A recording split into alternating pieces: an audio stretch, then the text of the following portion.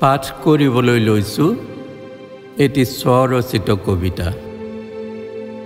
কবিতাৰ শিৰোনাম প্ৰণয় ফুকনলৈ ঈশ্বৰৰ চিঠি। প্ৰিয় ফুকন, প্ৰীতি সম্ভাষণ গ্ৰহণ কৰিব। আমাৰ অসমৰ পাতত মোক লৈ লিখা আপোনাৰ কবিতাটো পঢ়িলোঁ। হিয়াখন যেন কিবা মোচৰ খাই উঠিল। মনে মনে কান্দিলোঁ এসোটা মনৰ দুখতে। বহুত পুৰণি কথা মনত পেলাই দিলে আপুনি। স্মৃতি কাতৰ হৈ শুবই নোৱাৰিলোঁ কেইবা ৰাতি। পিছে ফুকন, আগৰ দিন আৰু নাই বুজিছে। আপুনি মোৰ শেহতীয়া খবৰ ৰখা নাই যেন পাইছোঁ। আপোনাকহে কৈছোঁ, আনক নক'ব। মই আৰু এতিয়া আগৰ সেই ঈশ্বৰ হৈ থকা নাই। নিজেই সৃষ্টি কৰা অনন্ত কোটি বিশ্ব ব্ৰহ্মাণ্ডক এতিয়া আৰু নিয়ন্ত্ৰণ কৰিব নোৱাৰা হৈছোঁ। পৃথিৱীৰ কোণে কোণে অসংখ্য অগণন মন্দিৰ, মছজিদ, নামঘৰ, গীৰ্জা, গুৰুদ্বাৰ, বৌদ্ধ বিহাৰৰ উপৰি কুকুৰ, শিয়াল, গৰ্দভ মনুষ্য সবাৰো হিয়াত একে সময়তে স্থিতি লোৱাৰ মোৰ সেই যাদুকৰী শক্তিও এতিয়া আৰু নাই।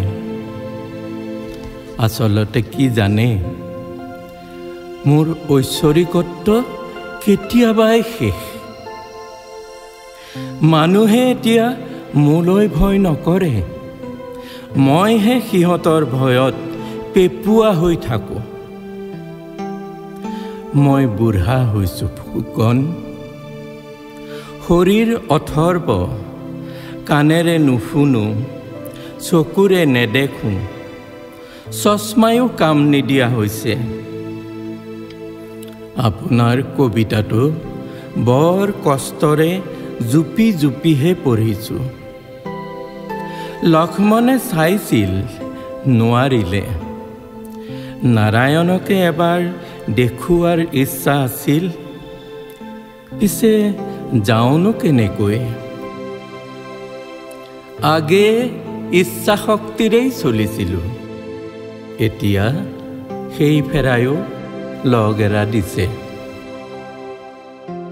এসময়ত মইতো অন্তৰ্যামীও আছিলোঁ।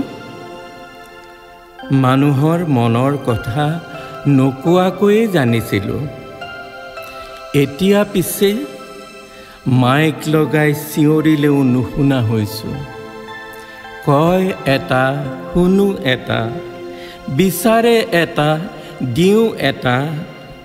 সেয়েহে আজিকালি মোৰ ঢেৰ বদনাম। আৰু কি জানে, এনেই বুঢ়া, তাতে বেমাৰেও পালে নহয়। প্ৰেছাৰ, ডায়েবেটিছ, আৰ্থ্ৰাইটিছ, কত যে কি। তাতে অলপতে ষ্ট্ৰোক হৈ এফাল পেৰেলাইচিছ। লাজেই লাগিছে ক'বলৈ, এতিয়া মই সম্পূৰ্ণ শয্যাগত। ল'ৰা ছোৱালী কেইটাও তেনেই অবাধ্য হ'ল। ভাবিছিলোঁ বুঢ়া কালত সিহঁতৰ মাজতে দায়িত্ববোৰ ভগাই দিম, পিছে মিছা। ছয়তানৰ পোৱালিবোৰহে সিহঁতৰ লগ। মোৰ পেৰেলাইজড হাতখনৰ টিপ চহি লৈ মোৰেই নামতে সিহঁতে চলাইছে অবাধ দুৰ্নীতি, লুটৰাজ, হত্যা, সন্ত্ৰাসৰ বিভীষিকা। মই ধৃতৰাষ্ট্ৰৰ দৰেই অসহায়, দুৰ্বল, অথৰ্ব। ল'ৰা ছোৱালীৰ অপকৰ্মৰ নীৰৱ দৰ্শক, অথবা ক'ব পাৰে পৰোক্ষ সমৰ্থক।